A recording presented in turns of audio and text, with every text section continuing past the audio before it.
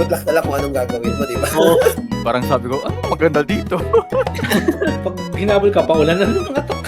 Hey, welcome to Undefeated Takes, the only podcast where we love to bring down the bound train. Choo-choo, motherfuckers. So, hi guys, welcome back to another episode. So, I'm Pat, and I'm joined by Ace, Hello. and I'm joined by Russell. Hello. Alam niyo yung kanta nung Coldplay, yung Yellow? Kantay mo nga. Look at the stars. Hindi, yun lang. Ganun lang alam ko. Baka alam ni Ace. Dilaw kasi yung kalam na kanta eh. Di Maki, no? Oo. Okay, ayos. Pero ayoko kumanta. Bakit mo pala natanong, Patrick? Wala kasi maganda yung stars. Sa night sky, maganda yung stars. So. But before we proceed, let us acknowledge our followers first. Our YouTube comments, Ace. Si Chox, nag-comment, no? Isa sa mga masugid nating listener. Sabihin ko ba, verbatim ko, totoo ba yung sinabi ko, Heinz? Yeah! Lupit mo talaga, Lods. Oh. Chox, pa-comment na lang kung medyo nagaya ko ba, medyo malapit ba yung boses ko sa boses mo, no? Next kay Sir Gabriel, finally collab with Lodi. Talagang maraming nag-aabang kay Heinz na episode, no? Thank you ulit kay Heinz for giving us the chance na mag-guest siya, di ba? Then lastly kay Carlos, first, nothing more, nothing less. Sinabi niya, first daw siya. Ayun. And hopefully this episode first ka pa rin. Yes, sir. For our Facebook comments naman, Facebook. Russell. Ito si Joshua, nagpapa-shoutout nga daw sa next 5 episodes. Pero ang dami nun. So, shoutout ka na lang namin dito sa episode na to 5 times. Kaso, may humati sa'yo eh. Yan si EJ. So, hati na lang kayo. Tig 2.5 na lang. Wait, paano yung 2.5? So shoutout kay Josh Munji, at shoutout kay Josh. Ganun lang. Hindi, Josh, kalahati lang. Yan. Kalahati lang. Okay. Ito si EJ, nag-comment din, release the Russell Cut. So, itong Russell Cut kasi, ito yung video ni Pat tsaka ni Jenna nung round 4 you know. ng Swiss. If you know, you know. Yun na yun. Yun na lang. Iwanan natin dun. Sa mga nandun sa historical moment na yun, if you know, you know. Okay. Next naman natin for our Spotify comments. So, marami-rami to. First muna kay Tristan Joshua. Sabi niya, ramdam niya yung Achilles and Sinbad. Multo pa rin daw sa kanya yung Achilles Donnie, but good games overall. GG's kay Tristan. Galing kay Madam Derek. Good job daw sa game nyo. Then, next naman kay Ravins. So, congrats daw kay Heinz. Nakakaingit talaga regular tournaments sa Manila. More tournaments around Central Luzon. If ever Ravins, try mo i-message si Ruben. Baka siya, gusto niya mag-host ng tournament sa Central Luzon sa may Pampanga. Shoutout din kay Sir Vince. Nakita ko yan sa Reddit. Sina-shoutout Undefended Takes. Wow! Thank you. Hopefully, mag-aral sila ng Tagalog para makapag-maintindihan nila tayo. Pero thank you sa pag-shoutout, Sir Amit. Then, next naman, kay Jessie. So, ito yung kid na naglalaro natin lagi. So, well played, Sir Blood Tier. Have a good rest of your run Undefeated Takes. So, siguro damay ata tayo dun sa sinabi niya. Thank you, Jessie. Thank you, Jessie. Hindi ko rin nag-gets, pero salamat. Then, next naman, si RV nag-comment, let's go, Kuya Heinz. Tapos may party hat. Woohoo! Yan. Congrats. At nagsabi mo yung party hat. Meron. May emoji siya eh. May emoji. No. Then next naman kay Miko. Sabi niya, enjoy listening to this episode. Thank you, Sir Heinz, for sharing your thoughts, advice, and experiences. So hoping daw to have an opportunity to face him in the future. So laro lang, Miko. Makakatapat mo rin yun si Heinz. Baka first round mo yan, next tournament. Then next naman kay Pierre. So yeah, first time listening to 1 hour podcast. Bitin pa. Sige, next time 5 hours yung podcast natin. Sana makinig ka pa din, Pierre. Joke lang. Then last naman kay RJ, pero parang late siya nag-comment dun sa previous episode pa natin. Sabi niya, first time daw mag-comment sa Spotify, tapos all caps in Spotify. For real! Ayoko ng batalyon. Let's go, Banquest! Also, mukhang uminit na yung panahon. Owl emoji. Ganon. Mainit talaga, RJ. Mainit talaga. Mainit, ganito pagtalo ka lagi. Joke lang ako kasi yung talo. Ayun. So, thank you guys sa comments yung sa Spotify. We feel very loved. Then next naman for our Spotify poll winner. Kung anong na-achieve mo during the Asia Championship, kung top 16 or whatever, may tabla dito with 3 votes. Yung top 16 and also yung fan kahit di nakapasok sa day 2. Nice. Meron din naman bumoto sa mga, marami pa lang board game sa Expo. So yun yung naghanap na lang ng lalaro may naiba. Pero sa mga pumasok, congratulations once again. Ah. Mas maraming more games for us. Lastly, yung shoutout nga kanina na binanggit nila. So, nakadalawa na kay Joshua, kay EJ nakadalawa na rin, no? So, abangan nyo lang sa throughout the episode yung 0.5 nyo. Josh. Bigla may Okay, tapos na. Wala na kaya abangan. Ayan. Kasi nagsisigawan kami lagi. Hindi, joke lang. Nagbabalikan si Leonard. Yan, shoutout. Leonard, pati yung tournament nung sa Area 21 with Manila Notch Sundays nung Independence Day. Yan. Ako sa akin, hindi nakapunta. So now let's proceed to our main topic for this episode. So ano kaya yung topic natin for this episode? Alam nyo kaya, boys? Pang patriotic lang balita ako, pang patriotic. Good call. So ang pag-usapan natin for this episode is the newest set ng Unmatched, which is yung Stars and Stripes. So yung Stars and Stripes actually, matagal na na-release yan sa RG sa US. So March 16, released na siya. Pero for us sa Philippines, dumating yung stocks ng ng Stars and Stripes from Ielo nung May 30 nung Expo mismo. So nagbagsak ng malaking stock si GL. Comment down below if nakabili kayo and kamusta yung paglalaro niyo ng Stars and Stripes in the physical form. Pag-usapan na natin yung set mismo. So, Okay. So dahil may Hero of the Day naman tayo, bibigyan lang natin ng siguro brief description, summary, yung sa tatlong other heroes. Tapos may isa tayong Hero of the Day. So, since tatlo tayo, syempre, tigi-tigisa tayo. Sino unahin natin? Sino gusto nyo unahin? Ako na. Sige. So, sa akin, si George Washington. So, si George Washington ay fighter na may 4 na sidekicks, 4 na spice na 1 HP. Tapos, move to fighter, 14 HP. Ang ability niya, espionage. Meron kang 4 na ruse tokens. Tapos, when you attack, you may use a ruse token. Tapos, yung cards kasi niya, may effects na nag-activate lang kapag may ruse token ka. So, yung kalaban naman, pwede mag-discard ng random card from his or her hand para i-discard yung ruse token. Para automatic cancel yung ruse effect. Before pa ma-playtest, before pa to i-release, anong first impression nyo? Broken as hell. Oo. Sobrang lakas niya. Kasi random discard yung Random discard no? niya. Tapos, yung Agent 711 saka yung chosen discard niya na skin, yung dalawa. Yun yung dalawang. Sige. Parang ang solid niya.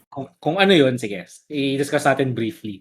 So, yung Agent 711 kasi, isang card na may ruse effect for value red attack. Pag nanalo ka sa combat, 7 damage automatic. So, para siyang better gaze, di ba? Better gaze. So, kasi 4. Pero kasi, so sobrang lakas niya, 2 copies. Pero kailangan mo manalo rin sa combat naman. So, well, same sa game. Actually, malakas nga siya. Walang hindi pero. Malakas siya. Malakas talaga siya. Pero kailangan natin tingnan si George as a whole. Kung ano yung, paano siya gumagana as a fighter. So, kung titingnan mo kasi yung cards niya and yung ability niya, kasama yung ability niya, marami siyang good defenses. Meron siyang 3 force, misinformation, meron siyang make a stand, 3 potential 5s. Tapos may mga spice pa siya, pang body block, ganun. Tapos yung ability niya, parang Momentos Day. Yung ability niya, di ba, may random discard nga for every ruse token. You start with 4, kaya mong makabalik ng 5. Dun sa 3 misinformation, Sympathetic stain. Sympathetic stain, yes.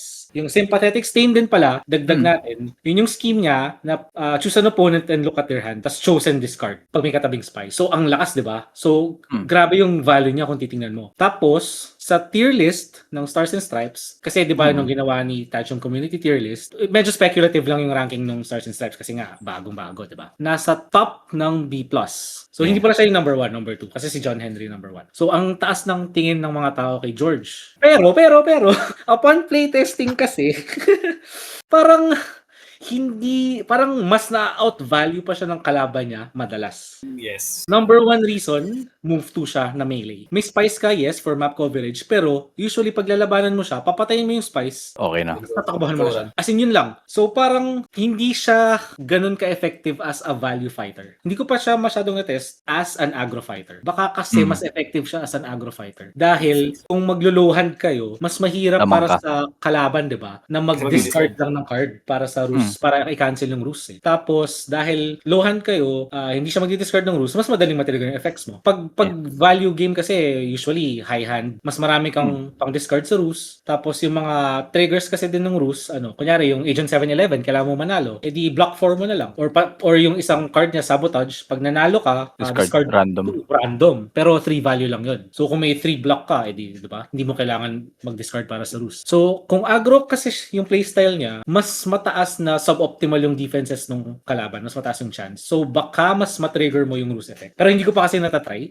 Dahil sinukuhaan ko siya nung hindi gumagana yung value. Parang gusto ko siya nung una dahil value, tas parang hindi pala ata. Pero Individually, useful rin yung yung allies everywhere kasi heal 3 yun yung pag-boost yun. effect niya. Actually, tama ka doon. Buti na bring up mo yun. Yung allies everywhere, yung one red attack na may free action, hindi kailangan ng ruse. Tapos ruse na recover 3 health. Yung mga laro ko versus George or as George na nanalo si George sa value game, natitrigger niya yung allies everywhere. Natitrigger niya yung 3 health. Yung Dalawa. heal. 1 or 2. So feeling ko yun naman yung key card pag value game. Yes, yun talaga. think Pero kasi- if you look at it for aggro, yun nga, yung after combat niya na gain 1 free action to attack. Oh, yun naman yung Base maganda yun. doon. So, di mo kailangan ng ruse token for Oo. that. Parang ito nga yung mga cards na ayaw mo lagyan ng ruse kasi ayaw mo Hindi siya ma-cancel. Kasi usually ginagawa ng oo nga. as opponent ng George is ika-cancel mo pag may ruse eh. Either Oo. i-value block it or ika-cancel mo. Para hindi mo na kailangan mag-random discard. Oo. Yun nga kasi, parang, like, di ba na parang naisip na natin yun, Russell, na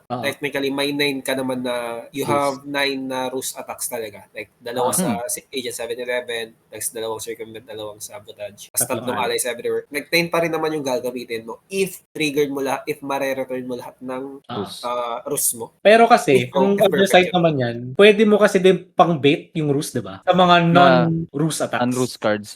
Usually nilalagay siya sa lead astray, which is yung Lead 5 astray, value 5. red na move a fighter up Oo. after combat, move a fighter in the combat up to 2 spaces. So Para faint punish, diba? usually feint punish ka siya. Oo. Kaya doon siya nilalagay yung ruse. Sa mga laro ko nung George, Yes. against or as Georgia, lead Agree, astray agree. nilalagay mo ng ruse. Kasi usually pag George umatak na walang ruse, value block lang eh. Kung lagay mo ng ruse ng lead astray, pwedeng faint punish. So, ayun, in summary nga, cards niya individually parang value. Ang taas ng value ng cards niya individually. Pero dahil malaking factor talaga yung pagiging move to melee niya, nahihirapan siya mag-value. Yes. I think, feeling ko nga design siya para maging aggro kasi din sa isang card niya na draw 3. Kasi move 3. Oo. Yung gather information. Kasi usually ginagamit na lang pang boost yan pag value eh. Kasi ayaw mo mag-draw. Sorry, hindi ko pala na-explain mabuti clearly kung bakit siya natatalo sa value game. Dahil move 2 siya, nafa-force siya lagi ng kalaban mag-boost. Yung cards niya, kahit mataas yung values, individually, parang Yenenga, kung kailangan niya mag-boost, diba, nawawala rin yung value. So, nalulugi pa rin siya. Kaya mataas yung boost values ng cards niya. Parang siya nga ata yung may feint na may boost 3. Kasi kailangan niya talaga. In short, kailangan pa to ng more testing.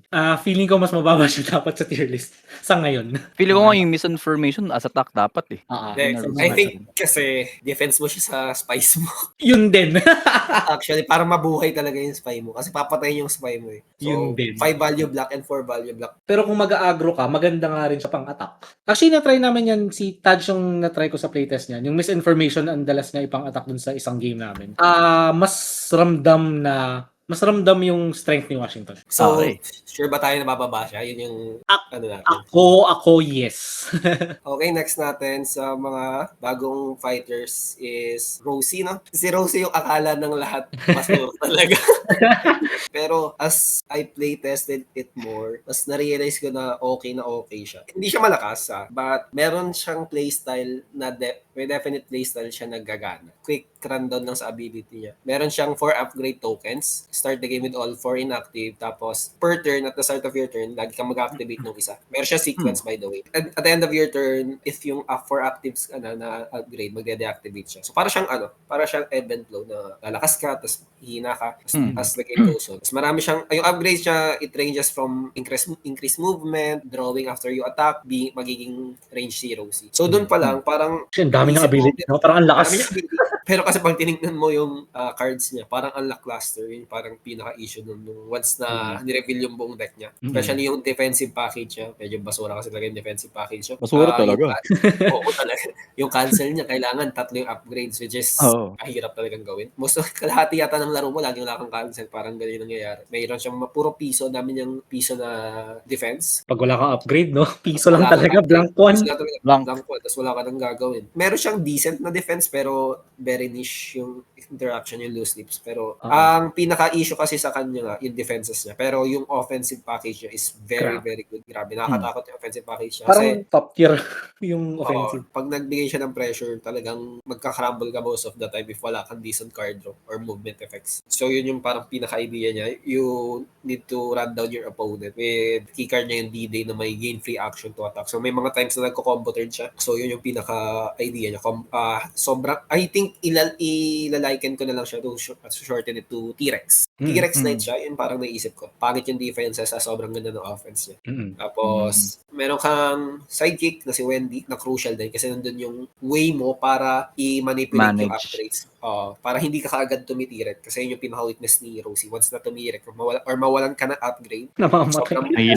sobrang vulnerable mo. May mga times na kahit full health kapag kinombo ka during turn na wala kang upgrade, mamamatay ka talaga. So, you want Wendy to manipulate or ma-keep up lang na hindi ka tumitirek sa turn. Tapos may card draws and stuff siya. All in all kasi sa akin, solid naman si Rosie. Meron siyang niche matchups. Tapos, yun yan, as we check on sa tier list naman na ginawa, again, nasa baba kasi siya actually. B- na siya. Middle of the pack. I mean, sa inyo guys, what do you think of placement niya sa tier list niya? Ako, pagpalitin mo sila ni George, baka masaya na ako. Parang mas may potential nga yung Rosie. Ikaw, Pat? Hindi ko masyado nalalaro yung Rosie eh. Nalalaki nilaro natin yung Ace eh, yung Rosie. Parang sabi ko, ano maganda dito? Wala eh. Namamatay lang ako basta-basta eh. Kaya after nun siguro hindi na ako naglaro ng Rosie ata. Mahirap nga siya simula. Like, kailangan mo siyang few reps. Like, hindi siya tulad ng T-Rex na braided. Meron kang iisipin na flow kung anong nangyayari dun sa upgrades. Pero I think nakatakot siya as T-Rex for me. May D-Day kasi siya, yun yung combo niya. Pero medyo predictive ka naman pag full upgrade usually nagdi-D-Day kasi ganun yun. Very aggro hero. I don't see any other way para maging Oo nga eh.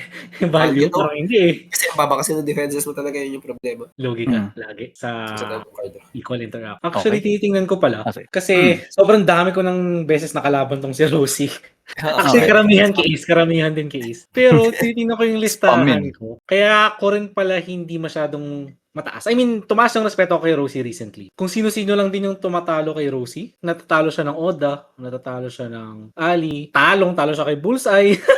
Si Shulk, Genie, Moon Knight, Geralt, parang kung sino-sino kaya siya. Pero tama nga si Ace na parang T-Rex na pag kasi yung offense niya kapag gumana, mamamatay ka lang talaga bigla. Tama nga si Russell na yung matchup niya all over the place. All over the place, oo.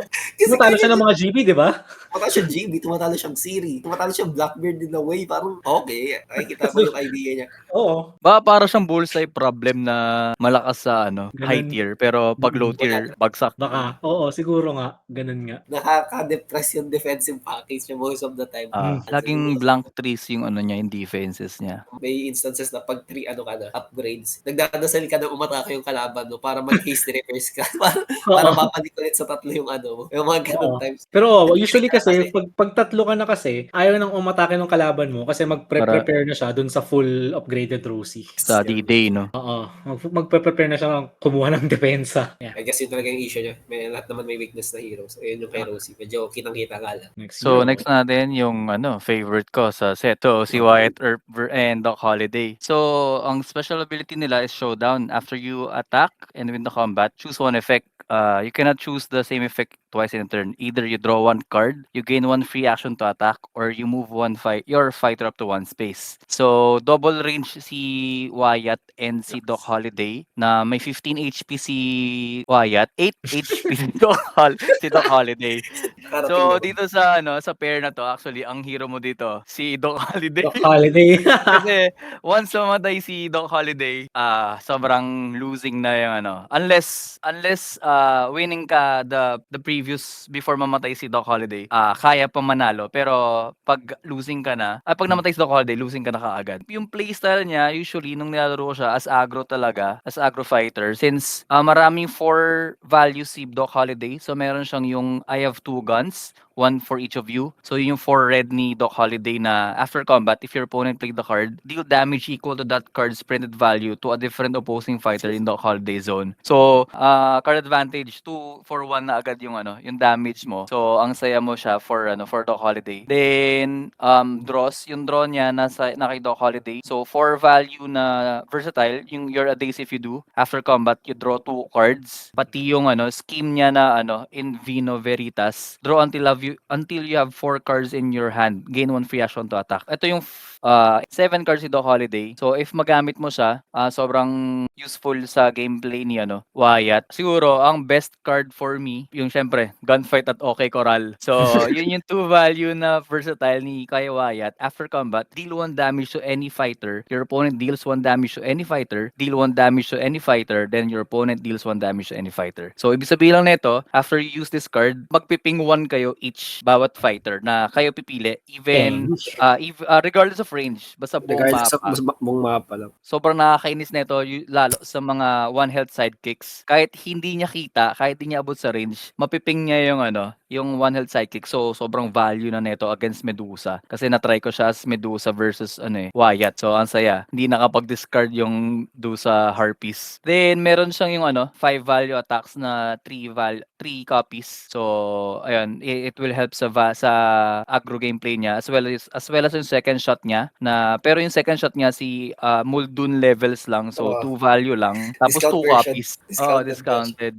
Pero ang maganda dito, marami siyang 3 value boosts para to boost with second shot para maging 5 value siya. Then siguro si Wyatt din, marami siyang auto damage. Yun nga, yung OK Corral, 2 damage yun. Then meron siya yung versatile na 3. I'm your Huckleberry. After combat, if you want to combat, deal 1 damage to an opposing fighter in your fighter zone. So yun lang, kailangan mo lang siya manalo. Then yun nga, ang pinakamaganda sa kanya is yung yung special ability niya kasi you can choose to aggro your opposing fighter kasi you can have 1 free action to attack. Siguro after, pag nanalo ka ulit, you can draw a card or even move away para hindi ka maabot nung kalaban. Kasi you're double range naman. Maganda yung yung ability niya. Actually, nung na-playtest ko to way back 2024, yung special ability niya magkakasama. Parang you draw a card automatic tapos you gain 1 free action to attack na agad. Pero parang once per turn lang kung di ako nagkakamali. Oo. Parang parang bullseye level sa dati na puro ka attack and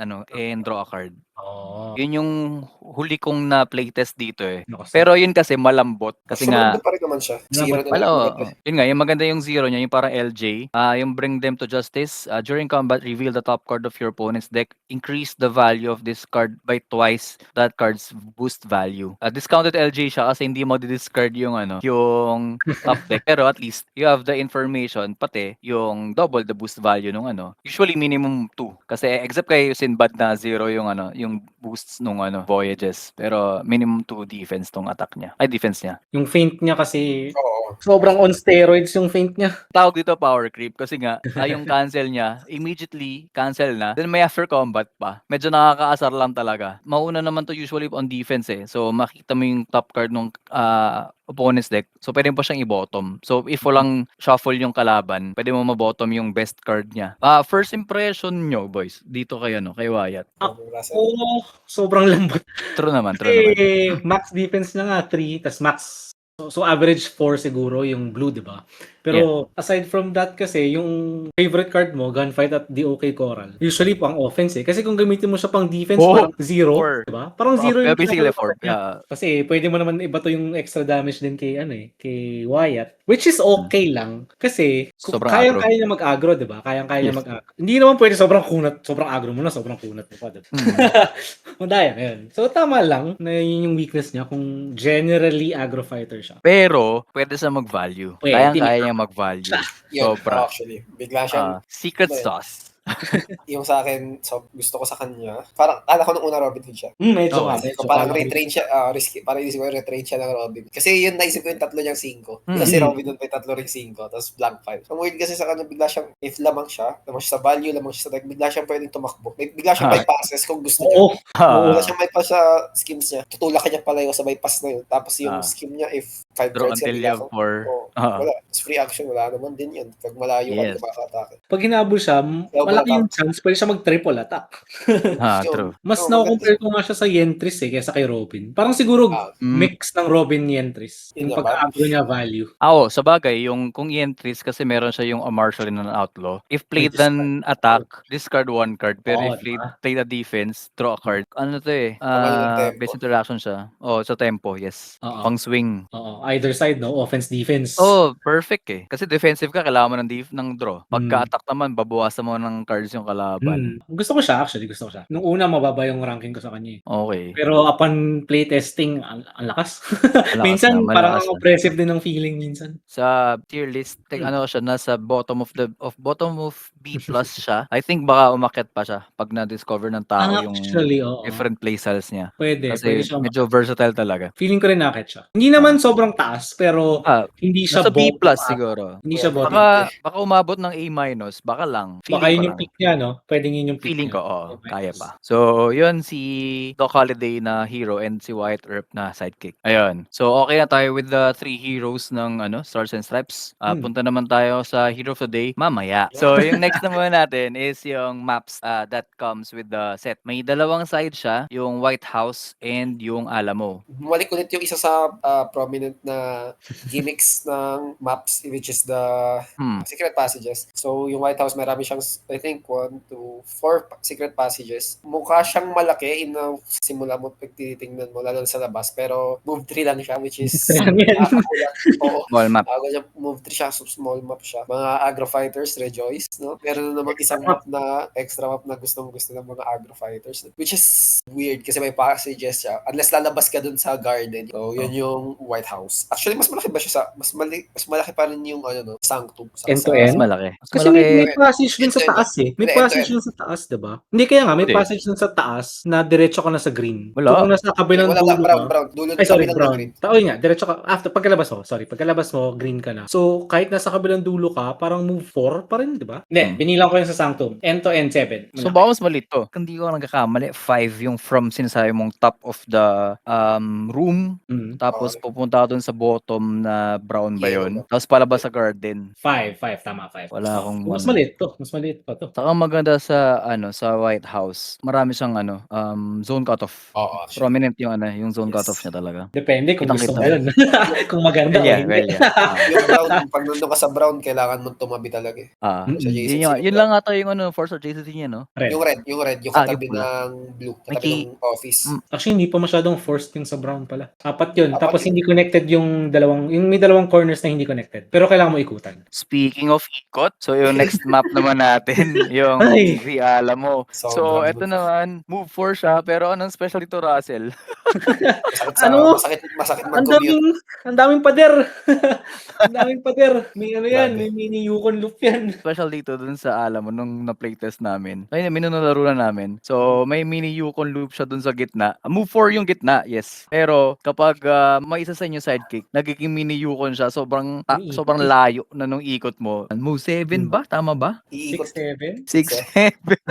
May minsan, John Henry nga ako, hindi ko pa maikutan yung kalaban ko niya. May railroads ka na, no? May railroad ka na, bitin pa. Tinbad lang talaga masaya dyan sa mapang yan eh. Tapos ayoko rin sa mapa na to, yung turn 1, kaya i-pin yung position 2 pag may sidekick yung position 1. Hindi man lang kailangan mag-boost eh. Double maneuver lang, pin na. Parang ayoko bilhin tong mapa na to. Parang ito na isang autobahn na map. Ayoko niyan. Basta ayoko niyan. Laki kasi. Gusto ng Wukong. Baka? Parang kasi ang dami niyang abot pa rin naman. Pero kasi pag second Wukong, parang hindi din eh. Pag second ka, hindi. Lagi namang split. Mapipin ka. Pero at least kung meron kang yung Sly Monkey, makakalabas ka. Or Bewilderment, yes. True. Basta Corridori. Basta yung mga gusto ng Corridori. Jill, Diyos ko. Jill. Siri. Siri nga. Actually, Blackbeard ba? Kumusta ba yung zone na to sa alam? Maganda yung zone. Maganda kasi yung gitna nun yung zone. puti eh. Maraming puti yun sa gitna. Ang lawak. Yung gitna niya, pure na white. Pag sa dulo, may mga tri-zone na May kulay. may halo na siya. So, Okay okay siya tabi. Sa lahat ng gameplay ko dito sa Alamo, never pa ako lumabas dun sa dun sa may Sa kanan. hindi sa trap. Oo. Hindi pa ako Lagi kaliwa, nakapunta diba? dun. Oo. Pag lalabas ka sa gitna, sa kaliwa ako pupunta. Hindi ko pa nalaro yung labas niyan eh. So next time laruin ko. Kawawa dito yung mga hero na sobrang bababa. Gusto. Nag-lock Malaki. cage. Iyak yung lock cage dito. Para sa mini Hirot, no? Lumalaki pag may sidekick. Corridor talaga siya. I think yun yung main ano niya talaga. Main gimmick niya. Maraming corridors na nasa gitna lahat. Wala siyang map na parang ginagaya yung vibes. Oh, pag tinignan mo kasi talaga, sobrang laki ng alam mo. Ang dami niya ring spaces. Yung makakompare mo siya sa The Bronze na sobrang corridory din. Pero kasi yun, move 5 naman. Ito move 4. So slightly better. Okay, guys. Ngayong meron naman tayong, I guess, enough plays and playing against sa Stars and Stripes. Sino yung favorite heroes nyo? Russell? Ako? I think si John Henry. Kasi madali. Unga-bunga lang. Oo. Maneuver attack. Pinsan ba to ni Bigfoot sa ni Sinbad? Para siyang anak ni Sinbad tsaka Bigfoot. Anak ba? Akala ko pinsan lang eh. Third cousin daw. Third cousin. Diba? Parang sobrang taas na movement na Bigfoot pero wala ka nung utility nung cancels tsaka jackalope. Saka big blocks. Big blocks din. Meron pero Ang compared daming to wala Bigfoot. siya yung Bigfoot na ang daming wala. Wala siyang Mas high value offensive. blocks. Wala siyang high value blocks. Wala siyang card draw ni Bigfoot. Wala siyang sidekick ni Bigfoot. Mas offensive Bigfoot. Yung cancel niya conditional pa. Sa'yo, Patrick. Siyempre, si John Henry din actually. John Henry pa rin ako. Pero second talaga yung Wyatt. Parang kailangan pa ng more plays kaya Wyatt. Pero initially talaga, John Henry. Even nung playtest pa, John Henry talaga yung gusto ko. Sa akin, si Rosie yung bet ko. Rosie. Actually, gusto ko rin si John Henry nung una. Actually, nung una, George yung nakita ko ng gandun, George Washington. Nung una rin. Nag-ship ako kay Henry. Tapos nung same. na-discover ko si Rosie. Si Rosie yung masayang gamitin. Gusto ko yung minigame niya na mga problema ka sa upgrades mo. Upgrade. Wala mo lang nagmahal kay George Washington. Ano? Siya yung unang minahal natin. Nyo! Wala. Nyo! Not me. Itong nilaro ko, talo agad eh. Inayawan eh. Ayaw na. na. Pero yun. So kung may favorite kayo, ang tanong ngayon dyan, magagamit ba sila sa meta? Tingin nyo ba may place sila sa meta? Lahat meron. Lahat meron. Meron pa rin. Lahat. Ako si George, Yes. parang hindi ko nakikitaan. Kaya isingit yung George. Baka may dyan, George Guts dyan bigla lumusot dyan. Yung argument ko kasi, yung set na to, sobrang ganda for aggro fighters sila lahat. Yun yung parang pinaka, I guess, yung idea ng set na to. Lahat sila may free action to attack, which is good kasi ang daming heroes pa rin na nagka-crumble sa offense as of now. Yun yung thing ng nila nung set nila, yung free action to attack. Agree ako sa tatlo talaga. Yung kay George talaga hindi ko makitaan pa. Kahit Chupacabra, pinapatig siya. Nilalaro natin as value Nyo pala as value. So baka if ma-aggro nyo, baka ma-unlock Maka-aggro is the way kasi. yung game.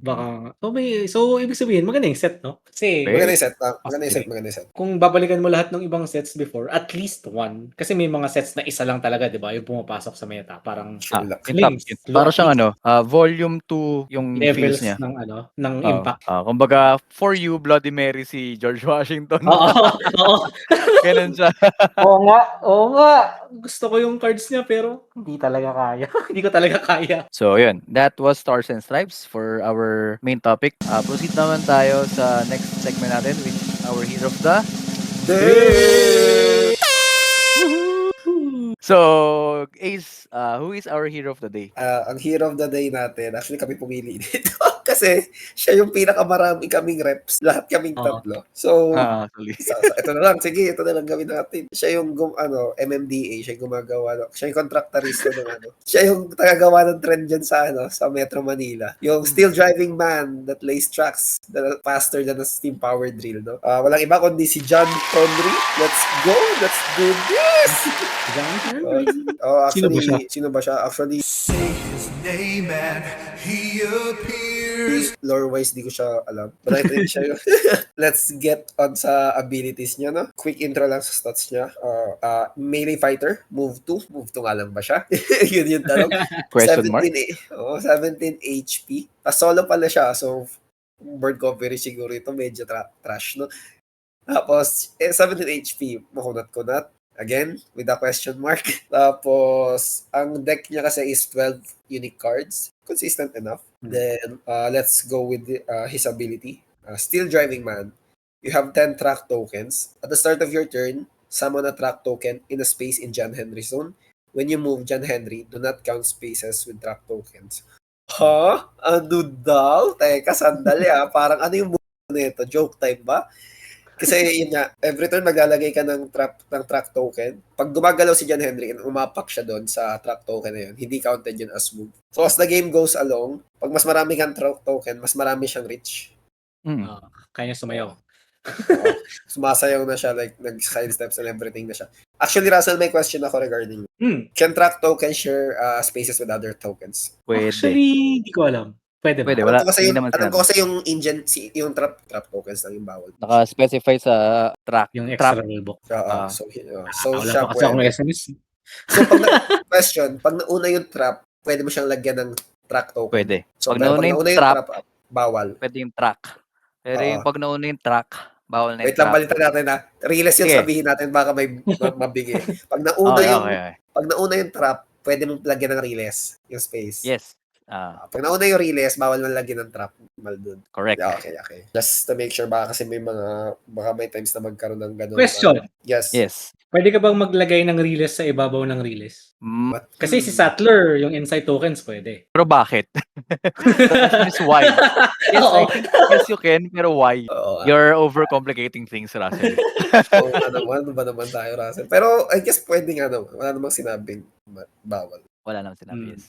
Let's go with the strengths and weakness ni John Henry. Why don't we start with you, Patrick? For me, yung strength is yung sa track token nga. Since he has 10 track tokens, possible na 12 movement siya. Sabi nga ni Ace, yung ability niya is you don't count the spaces with the track tokens when you move. So when you move, not only maneuver. So may cards siya dito sa deck niya na like yung Striking Fire, move John Henry up to 4 spaces. So you don't count the track tokens as space on movement. So parang possible to 14 movement kung pwede, kung kaya niya. Pati yung power through. Pero ito is for both you and your opponent. 3 value versatile na after combat, move a fighter in the combat up to 2 spaces. Do not count spaces with track tokens. So meaning, ito yung card na mag-a-apply na you don't count the movement for the track tokens for the opponent.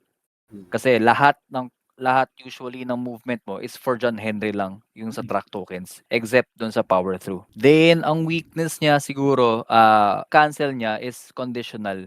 So he has yung Knock Them Silly na 4 value versatile na 3 copies. Immediately if you won the combat, cancel all after combat effects on your opponent cards.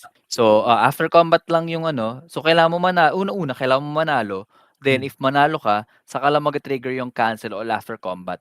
So all immediately and yung during combat cards ng kalaban, it will trigger against Knock Them Silly. So pwede kang ma-ambush dito. Mag-trigger din yung momentum shift kasi during combat yon. Hera ni Pandora. Heras, yes. So cancel ay cancel tapos heal pa siya. So ayun, masakit na yung value mo. Siya yung pinaka-weird na cancel ever as of now. Pero okay lang. Kasi for no? value Oo, malakas for value. Mm-hmm. Ayun, yun for me. Okay, Russell. Ako, yung pinakauna ko napansin sa kanya na strength niya, 4 yung size niya. Yes, sir. Ang dami. Parang Printed, akala ko noon, printed yun Yung isang size, dalawang size pa niya, yung dalawang kopya, cancel pa. So what? Kasi nung una, akala ko Bigfoot, di ba? Kasi Bigfoot may 3 size. Tapos nung nirelease si Luke Cage, akala ko, nahanap nila yung sweet spot na 2 size lang. Dalawang size pala. Tapos biglang magre-release ng John Henry, 4 na size. May cancel pa. May effect pa yung isa, no? Sabi na restoration, watch me. Hindi, hold my beer. Diba? So parang on average, kahit anong mangyari, may 8 damage ka na against any fighter. Yes. Parang what, diba? Ang laki nun. Parang kalahati na ng HP ng average fighter yun Oo. Diba? So yun yung unang strength na napansin ko sa kanya. Tapos weakness for me, yung isa sa cards niya na nagre-rely ka actually dito sa card na to, pero weakness din siya, yung cool drink of water. Oh, true. Kasi kailangan mo siya, kasi yun lang yung combat draw mo. Yep. Gusto mo siyang mabunot early, di ba? Para ma-trigger. Kasi pag nabunot mo siya late, minsan dead card na siya. May mga matchups siya na parang kalahati pa yung HP mo, 7-8 HP ka, pero dead card na siya. Kasi mamamatay ka na agad. Pag ito yung hindi na mag-trigger after combat. May certain times na biglang hindi mo na unusable na yung cold drink. Sample na natin isa, Medusa. Medusa. Di ba? Hindi mo gagamitin to. Kahit nga early game, parang hindi mo gagamitin kay Dusa to. So, in related din dun kasi nga, syempre, one card lang yun eh. Yung defenses niya kasi, na-mention din naman to, hindi rin ganun, I mean, maganda defenses niya, maganda yung quantity, pero kasi yung versatiles niya gusto mo rin pang-attack. Yes. Shift. Kaya parang, May kaya tatlong kailangan shifts na ka. kailangan mo tong boost. Tapos yung Mountain. highest card, highest attack in the game Potential currently. 10. Potential. Yung bring down the mountain during combat +1 sa card value for each hammer in your Potential, discard hindi. pile. May mas mataas pa rin pala. Hindi ko kasi mas mataas pa. 10 Sino? din yung kay Pandora, diba? Jekyll and Hyde pa rin. Jekyll nga. 12 ba? Hindi, na one hit si Hindi. Johnny dyan eh. Sorry. Kaya 12. Kaya niya mag-12. Okay. Hindi, lagpas pa nga. Assuming na lahat ng nasa kamay mo. Jekyll Defensive ko. Defensive na scientific. Espera mo. Ano yun? Yun nga. So, kailangan mo talaga yung cool drink.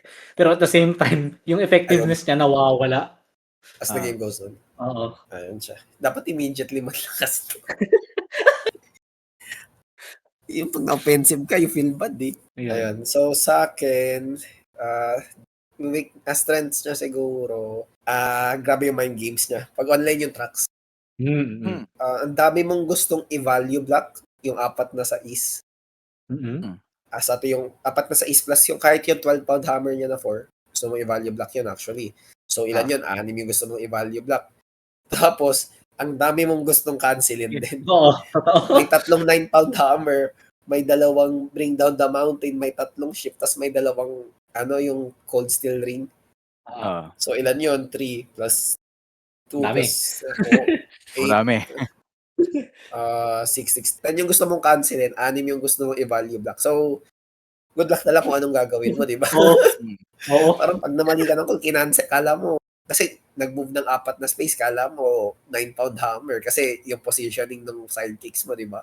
Pag tingin mo, larger than life pala, di ba? Hindi yung feel bad pagkatapos, di ba? Feel bad talaga. Oo, tulog ka talaga nun. Or, kala mo, shift, kala mo sa is, edi magba-value block ka ng, cancel, ng value block like a 5. Tapos 9-pound hammer, o kaya yung gain action lang yun nakuha mo, di ba? Like, grabe, ang ganda ng mind game siya. Sobrang, yun yung gusto ko sa kanya. Umiikot-ikot ka ng 4, tapos gain action lang pala yung gagawin mo, di ba? O kaya, tapos, yung weakness niya, sobrang vulnerable niya early game. Pag wala pa siyang tracks, wala siyang ginagawa. So, actually, okay lang. Kasi, kailangan yung striking fire early game. Yun. Striking fire yung kailangan mo early game. Kailangan mo striking fire para online agad yung mga hammers mo. Pero I guess pwede mo pa rin naman iba to 18-pound hammer. Pero okay lang. Okay lang. Pero sayang, parang opportunity cost pa rin naman. Pwede na. 6 value eh. Ayun, tapos weakness niya, wala siyang card draw. Yung card draw niya, 5, tapos basura pa, 3 defensive card draw, tapos 2. Yeah. Ayun, wala siyang card draw. Like, if Genie yung kalaban mo, mamamatay ka eh. Oo nga, panalo lagi yung Genie sa cool drink. Ang weird yun. Tapos pag sinampas mo siya ng larger than life, tapos may yung card draw. Oo, wala. Patay ka ng bigla. Combohin na niya. Tapos GG na. Kailangan mo din yung power through para mapalayo siya. Pinover through mo nga, tapos may naman. Pero may 2 actions pa, no? O kaya I am freed. Kaya cancel, di ba? Ang kulit, grabe. Yung Genie dito, pwede ka mag 4 action, yung 4 value. Oo. Nanalo siya lagi. Ang kulit. Pero ganun yun. Saka, ay mo siya ipin. Nawalakin mo ng pressure, no? Pag napin. Pag napin mo siya, wala na. Yun. Parang hindi sobrang shut off yung ano niya. Sobrang shut off yung ability niya. Pagka, so yun yung weakness niya. Marami naman siyang weakness, I guess. Pero, I guess, fine lang din ako kasi ang ganda maganda yung kit niya. Yung gusto niyang gawin, kaya talagang gawin if enabled siya. So, let's go with the tier. So, as of now, again, kakalrenis na ng Stars and Stripes. Subject to change pa siya. And nasa A- kasi siya as of now. Yes. As per montage tier list, di ba? Below Shredder pero above Sinbad. So, what do you think of the placement ni John Henry as of now? Okay lang. Parang tama lang. Kasi kahit sa ongoing na Spring of Myths ngayon, gamit si John Henry. Gamit siya. Nasa ano yan eh. Pumapasok madalas eh. Tapos pag chinek mo yung matchup spread niya dun sa Tabletop League, sobrang green yung page niya. May mga Pero unfavored hindi ba syempre. siya hindi ba siya bababa tingin mo? Feeling ko bababa pa eh. Slight. Pwedeng slight. Well, Pero depende kung within anong A- design. pa rin. Ako nasa A- pa rin. Siguro Same. pag lumagapak man siya, B+ lang yung lowest. Hindi naman naabot ng ano. Lowest na yung B+ na Lowest. nasa Upper higher B+. upper B+, Mm. yes. The fact na may 4.6 na siya is gonna keep him Yung there. pa lang eh. Pero A- ako sa kanya. Sa'yo, Pat, Oh. bababa pa, no? Pero yun nga, within ano lang, A- siguro. Oo. Feeling ko, kasi ngayon yung meta kasi ngayon is like bongga-bongga, which is good sa kanya and also at the same time bad. Depende sa kalaban niyang type ng aggressive fighter. Pero, I think okay na siya dun sa, di ba, bababa siya? Feel ko bababa siya. Pag tinitignan ko kasi yung black package niya, ang daming heroes na if you wanna combat, tapos devastating yung, Effect. Imagine mo pag tumapat to 7-11 mo yung zero. Drink. Lungkot. O kaya kahit yung Deeds of Valor mo nga, tumapat lang sa, like, tingnan mo yung defenses niya, like, kay George pa lang, pag tumapat yung, most of the time, magdi-discard ka kay George pag may Rus kasi ang hindi lang, ang makakancel ng 7-11 dito, yung Bring the Knock them Mountain, silly. Knock them silly. Ah. Shape, saka Power Throw, saka Deeds, di ba? Parang, God, Gulo. umapasal ka dito.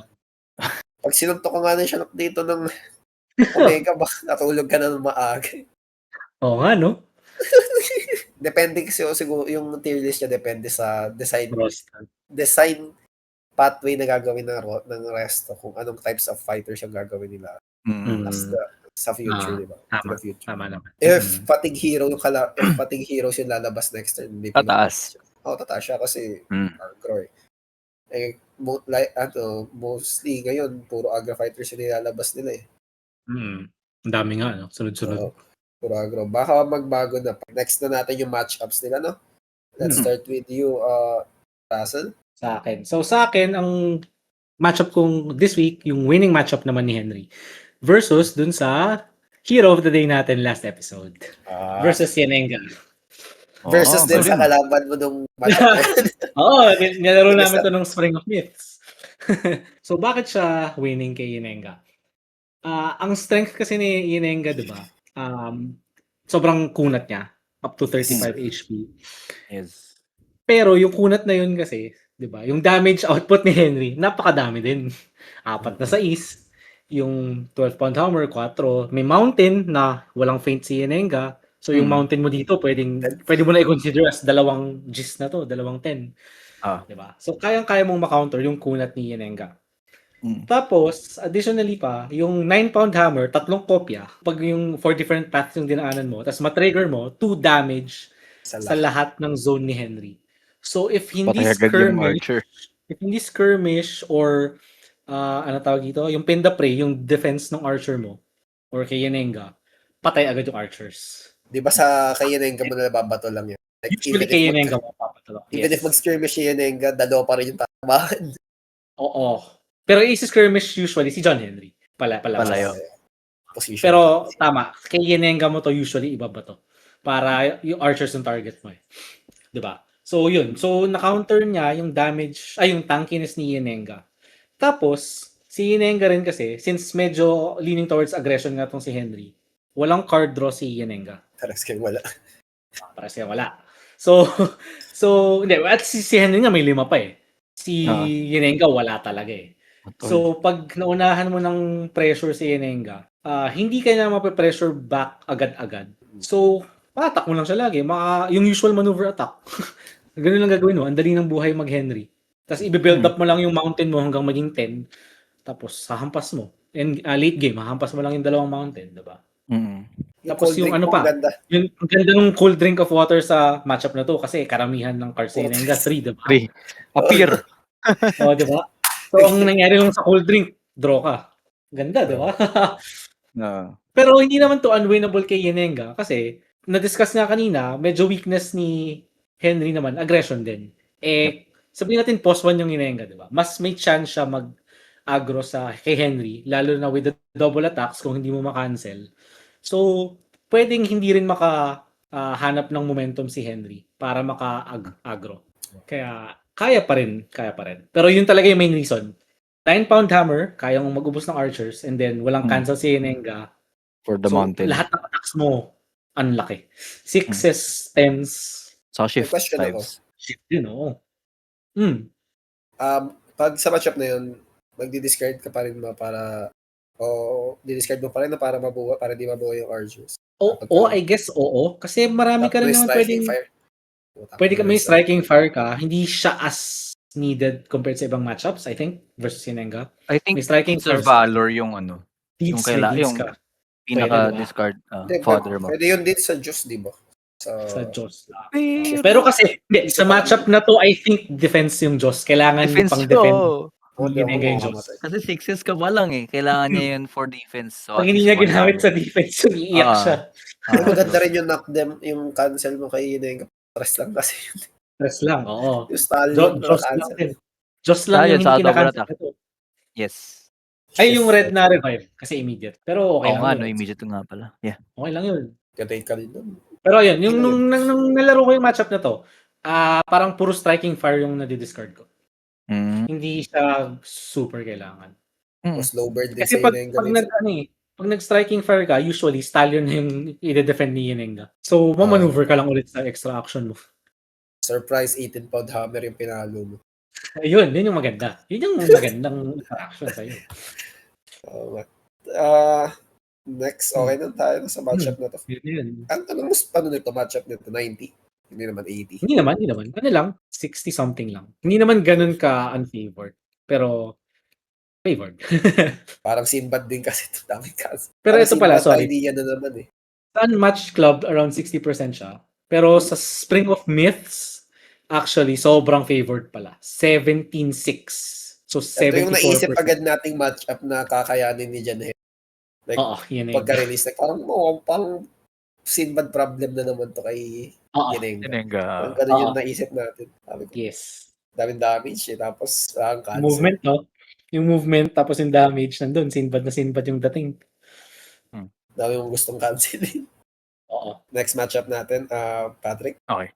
Sa akin naman for my matchup this week, so even Moon Knight versus John Henry.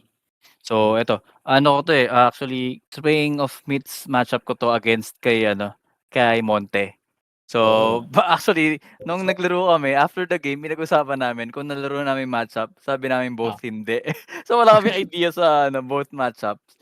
So ano pala siya, even siya. So as John Henry, may yun nga nabanggit naman kanina, you have 4 6s na automatic damage kay Moon Knight. So ang thing lang dito is kailangan mong timingan yung attacks mo since Moon Knight to, may ebb and flow siya dun sa Moon Knight turns, sa Khonshu and sa Mr. Knight. Usually ina-attack mo siya as Moon Knight para wala siyang +1 defense if Mr. Knight, or hindi ka double attack pagka Khonshu. So ayun. Plus may auto damage ka naman nung 9-pound hammer na 6 total auto damage para sa non-Khonshu turns. So okay lang kahit Moon Knight, Mr. Knight turn siya. Ang HP naman ni Moon Knight is 16.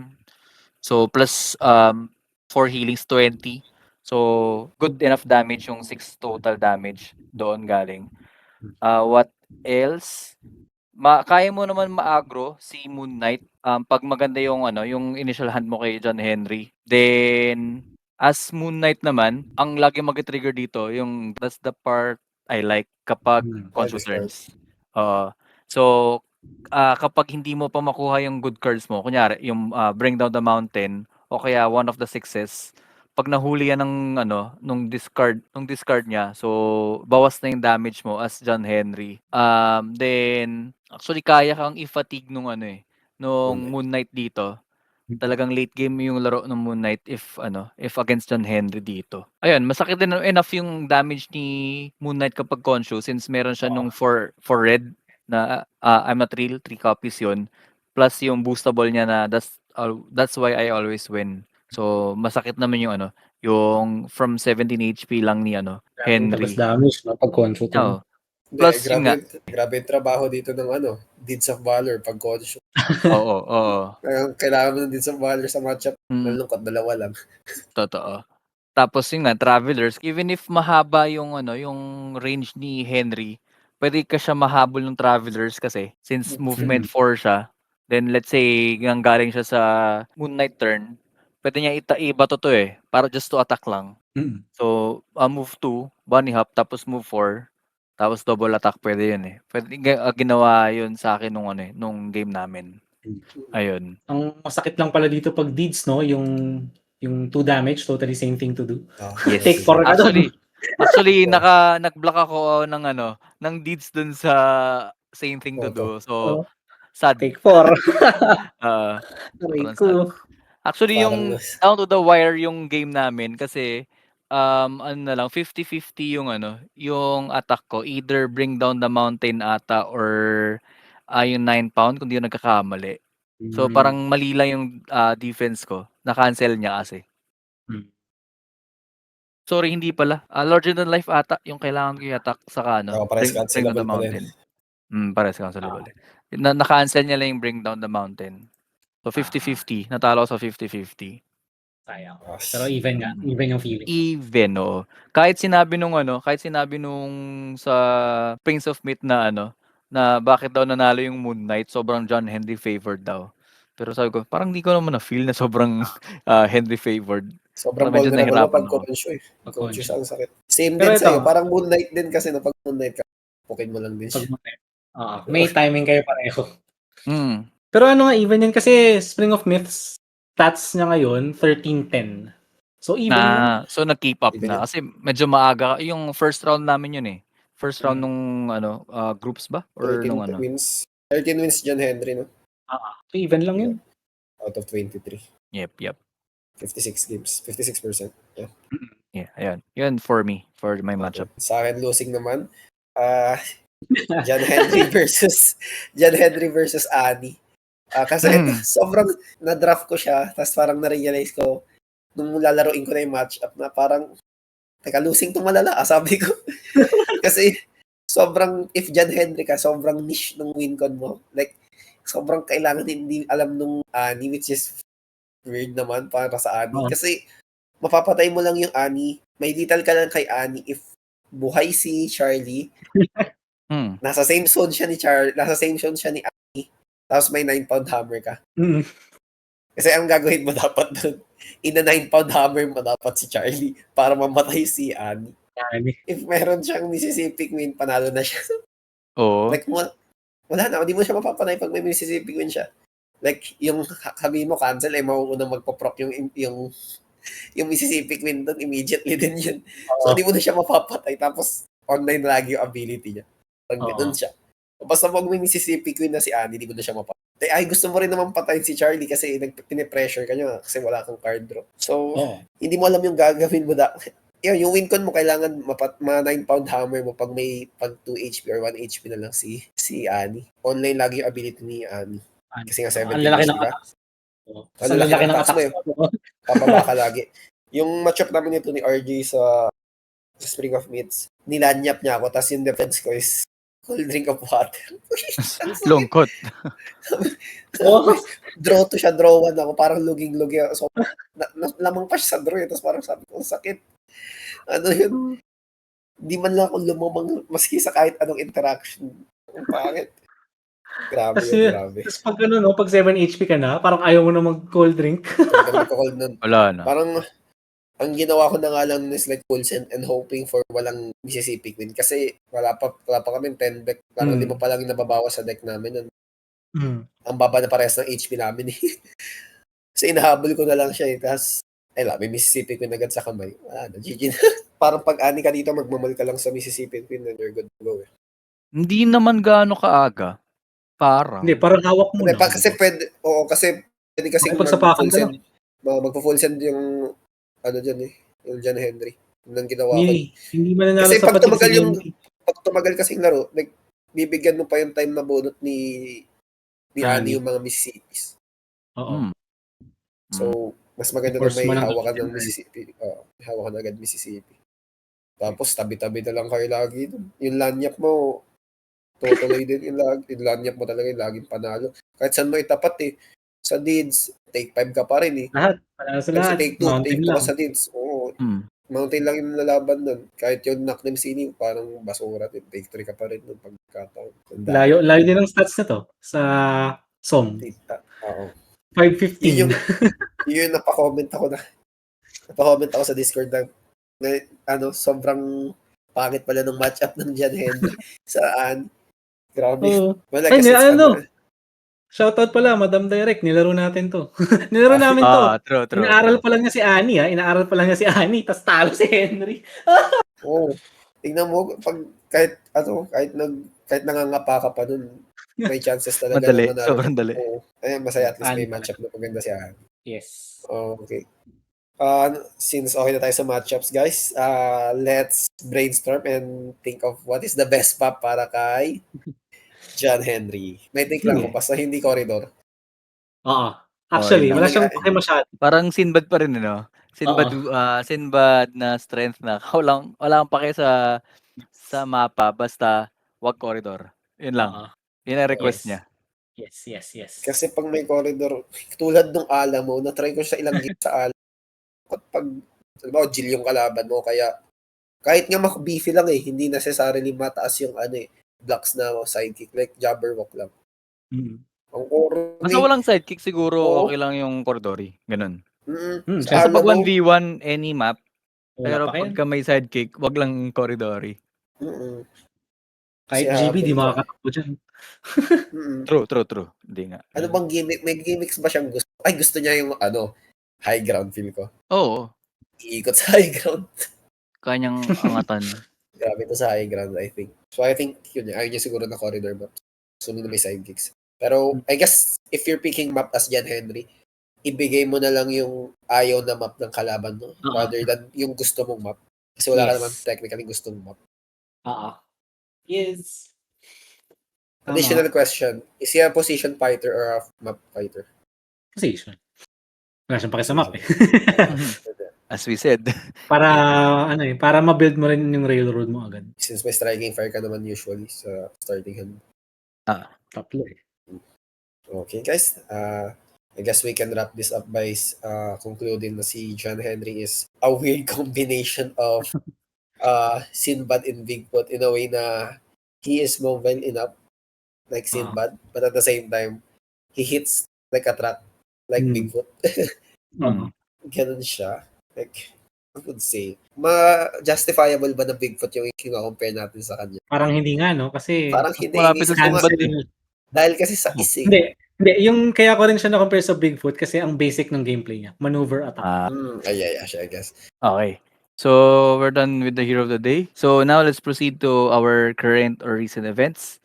So, first, yung Tournament Independence Day, Russell. Yan yung Okay, so shoutout ulit dun sa A21 tsaka kay Leonard. Manila Unmatched Sundays, T-Rex tourney. So actually, yung first place, T-Rex, tapos Stars and Stripes. Tapos, shoutout din dun sa 5th place prize. Sponsored daw yun by Yama Toys. Nakuha ni Robert.